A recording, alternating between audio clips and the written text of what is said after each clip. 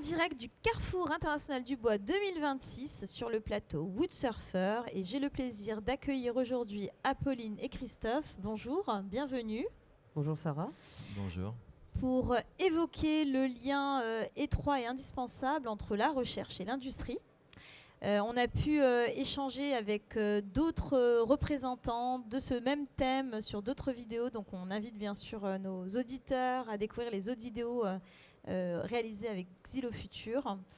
Je vais vous laisser peut-être commencer par vous présenter, ce sera plus simple. Apolline. Oui, Apolline Oswald, je suis responsable de l'équipe projet au sein de Xylofutur.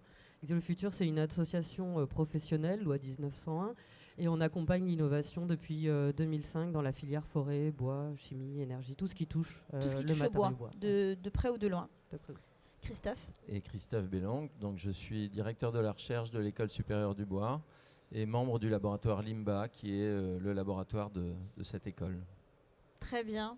Comment vous vous êtes rencontrés en fait? Qu'est-ce qui a créé la synergie entre vos deux entités? Peut-être Apolline. Oui, Xylofutur, c'est vraiment l'association qui regroupe, et depuis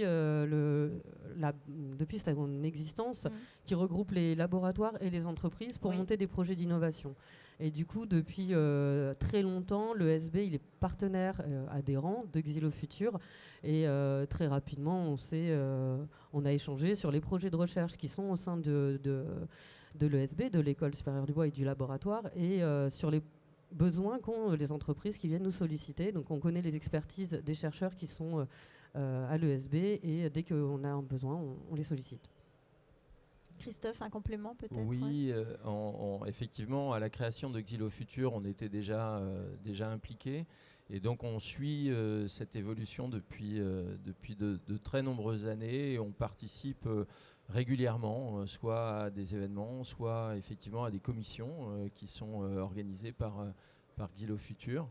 Et on fait valider un certain nombre de projets aussi au sein de Xylofutur. La recherche, c'est quelque chose d'important en France. Tu me disais tout à l'heure, il y a à peu près 700 chercheurs, c'est ça, actifs ou personnes? Oui, il y a à peu près une communauté de 700 personnes intéressées dans la recherche bois, qui inclut des enseignants-chercheurs, un certain nombre d'industriels, et puis aussi les doctorants qui, eux, ont vocation parfois à évoluer et à changer de filière.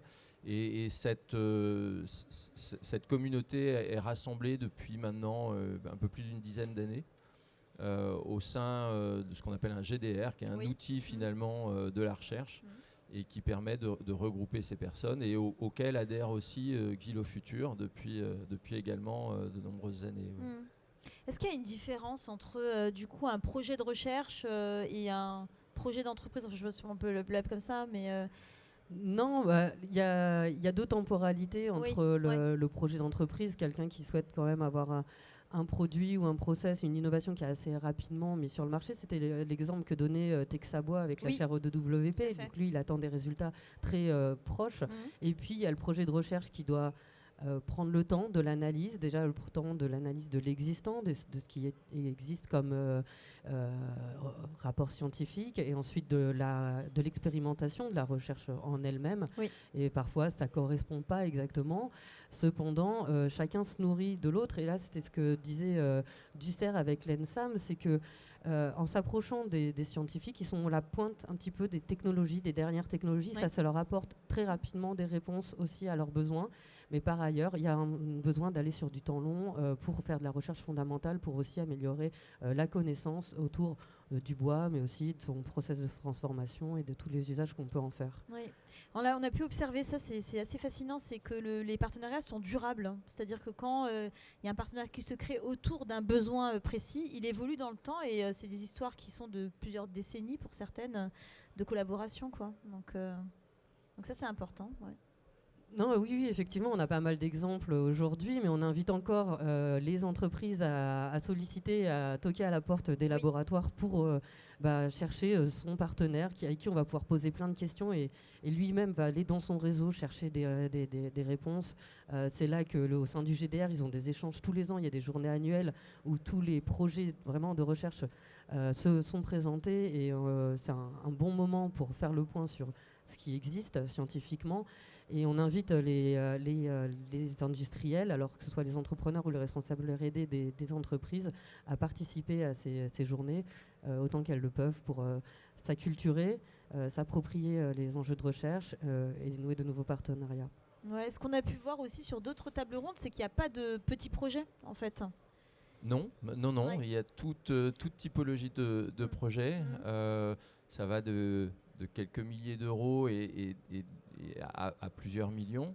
On essaye, en général, quand il y a des entreprises de petite taille, on essaye de les regrouper, on essaye de trouver des thématiques communes, effectivement. Oui. C'est-à-dire que de faire passer l'interrogation de l'entreprise, qui est plutôt dans un domaine d'ingénierie auquel on peut répondre aussi, vers une interrogation plus, je ne dirais pas fondamentale, oui. mais parce qu'elle restera quand même appliquée, et on s'attache vraiment à avoir dans quasiment tous les projets de recherche qu'on va mener, qu'on va organiser, une recherche appliquée et des petits éléments qui vont permettre à l'entreprise déjà de progresser et d'avoir un premier pas, on va dire, dans la recherche.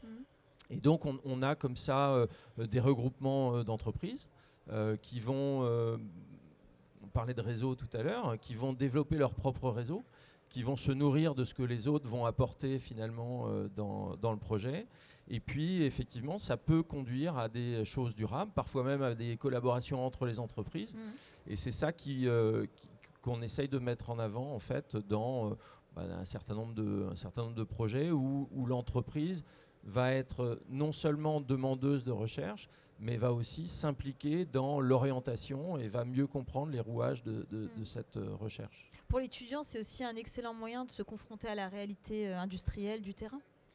Alors oui, alors là c'est plutôt le côté formation, mais effectivement dans la plupart des projets de recherche, même si ce n'est pas une obligation, mais dans la plupart on va avoir des étudiants qui vont être impliqués. Donc des étudiants de haut niveau, hein, puisque là on parle de doctorat, mais pas seulement. On essaye, nous, à l'École supérieure du bois, d'impliquer effectivement nos élèves ingénieurs dans des projets, c'est-à-dire de segmenter finalement des interrogations qu'on peut avoir et de les confier, pour un délai forcément un peu plus restreint, de confier des morceaux comme ça, d'essais ou de recherche à des élèves ingénieurs. Et puis de temps en temps, puisque ça fait partie aussi de notre travail, d'initier les étudiants plutôt des formations techniques, donc que ce soit les BTS, les bachelors, de les initier aussi à cette notion de recherche, de façon à ce qu'on puisse un peu, comme ça, essayer de faire en sorte que la recherche se développe dans même les petites entreprises. Ah oui. Très intéressant. Alors, tu nous as apporté, Apolline, un super catalogue. Oui, c'est un travail qu'on a caméra, fait. Je vais te le prendre, comme ça je peux le montrer. C'est un travail qu'on a réalisé l'année dernière, qui a été financé par l'ADEME notamment, mais l'idée c'était de référencer l'ensemble, alors l'ensemble c'est bien prétentieux, un certain nombre de laboratoires qui travaillent le bois. Alors il y a aussi la forêt, un peu de chimie et un peu d'énergie, et de les présenter pour que ce soit accessible à tout un chacun, que ce soit les entreprises de toute taille, mais également nos partenaires, et donc faire connaître ce qui se passe dans les laboratoires. Donc là, dans ce livret papier qui est téléchargeable en ligne, vous pouvez le trouver sur votre site internet. Sur notre site internet. Il y a 19 laboratoires qui sont référencés. On a une base de données numérique qui est aussi accessible en ligne, où on a c'est une quarantaine de laboratoires. Et nous, on a une base de données qui tourne à 70-80. Donc on cherche encore des financements pour pouvoir rééditer cet annuaire, l'agrémenter de nouveaux laboratoires. Et l'idée, c'est que on le feuillette, on tombe sur quelque chose qui nous intéresse, on commence à prendre contact, et puis on va comme ça mettre un pied au sein de la recherche, et on va créer ces partenariats à venir. C'est ça qui est important, c'est que la recherche travaille beaucoup en réseau, et l'intérêt de Xylo Futur, c'est effectivement d'avoir une connaissance assez large à la fois du tissu industriel, et d'être un point d'entrée pour diffuser cette information et puis orienter aussi les entreprises. Donc ce catalogue est assez intéressant pour nous, parce que ça veut dire qu'on est visible au niveau national. Ça c'est c'est clair, et que on va pouvoir finalement monter des projets globalement avec notre propre connaissance de nos réseaux de notre côté, avec les connaissances du réseau de Xylo Futur, en espérant créer comme ça, planter des petites graines sur la recherche. On ne fait que ça dans la filière forêt bois, on plante et on avance. Très bien. Alors, vous m'avez évoqué tout à l'heure un ou deux projets dont on pourrait parler. On a évoqué un projet autour des immeubles de moyenne hauteur, je crois, si j'ai bien compris ou bien entendu. Oui, c'est un projet qui a été,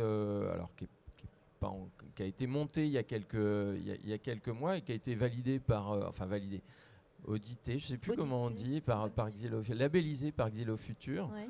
Et donc l'idée, effectivement, c'est que quand on monte un projet et qu'on va aller taper à certaines portes pour avoir des subventions, ces organismes financeurs aiment bien avoir un avis extérieur et notamment un avis autour de l'impact sur la filière. Et c'est en ça que nous, on travaille avec Xylo Futur. Alors, on peut travailler avec d'autres pôles de compétitivité, ça dépend avec d'autres pôles ou d'autres réseaux. Ça dépend des thématiques, mais là, nous, on travaille presque exclusivement avec Xylo Futur, il faut être très clair. Et donc, l'idée est d'aller soumettre l'idée de projet, la façon dont on veut répondre à la question scientifique, etc., à des membres de la commission Xylo Futur qui recrutent des industriels qui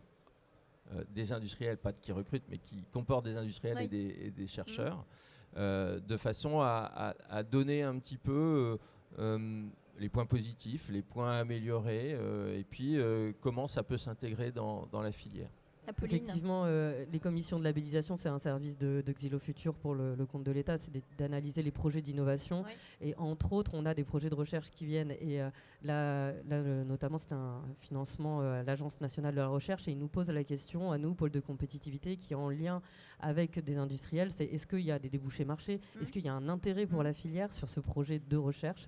Et là, nous, nos experts qui font partie des commissions vont pouvoir poser des questions de terrain aux chercheurs et puis peut-être remettre en cause, enfin pas complètement en cause, mais réorienter, questionner le projet et lui donner des nouvelles pistes d'exploration. Et aussi on essaye qu'au fur et à mesure, ensuite le projet est labellisé, s'il est financé tant mieux, et on le souhaite, c'est ce qu'on pousse, mais aussi c'est ensuite donner les résultats, donc valoriser ce qui est en train d'être fait au fur et à mesure du projet. Donc en général c'est des projets qui durent 3 ans, 4 ans, donc c'est long, mais on continue à essayer d'animer la communauté pour qu'ils aient les résultats de ces projets au cours du temps. Il y a un suivi complet, en fin de compte. Une valorisation. On essaye effectivement le plus possible de valoriser les résultats de la recherche. Donc Xylo Futur en fait partie, mais d'autres associations comme ça peut être le Codifab, mais ça peut être directement des interpros ou comme Fibois ou des associations comme l'UICCB par exemple ou des choses comme ça. Qui vont permettre finalement de se saisir de ces résultats et de les diffuser plus largement sur des réseaux que nous, on ne maîtrise pas forcément. Très bien, très bien. Qu'est-ce qu'on peut se dire ? Alors, on peut télécharger du coup le petit catalogue directement sur le site, ça on l'a dit tout à l'heure. Si on est une entreprise et qu'on est intéressé pour être accompagné par les chercheurs de l'ESB, on vous contacte ? Comment oui, le contact est direct. Normalement, on est organisé au sein du laboratoire et au sein de l'école de façon à ce que l'information soit collectée et puis transférée à la personne la plus à même de donner une réponse, ou en tout cas de trier la réponse et puis de l'amener sur on parlait d'ingénierie, on parlait de projets de recherche, donc de l'amener sur des éléments qui sont utiles pour l'entreprise. Et puis, nous, ce qu'on fait, c'est que quand on n'a pas les compétences en interne ou quand on est sur des thématiques qui sont un peu plus éloignées de ce qu'on fait, nous, on travaille beaucoup sur la circularité des matériaux et on travaille aussi beaucoup sur le confort, le confort des bâtiments. Quand on est sur des thématiques qui sont un peu éloignées de ce qu'on fait, donc dans ces cas-là, soit on en parle effectivement au réseau Xylo Futur, soit on en parle à d'autres réseaux pour essayer d'apporter une solution à l'entreprise. À travers le GDR, c'est ça ? Par exemple, à travers le GDR, oui, et on va même parfois jusqu'à donner le nom d'un laboratoire, le nom d'une personne dont on sait que possiblement il va apporter une réponse. Ça peut être sur des compétences complémentaires, des domaines d'activité complémentaires aussi. Enfin, ça se fait. Ça peut être je vois sur les deux. qu'Apolline acquiesce. Ouais. C'est très impressionnant de voir que dans la recherche, il y a des transversalités entre beaucoup de domaines scientifiques.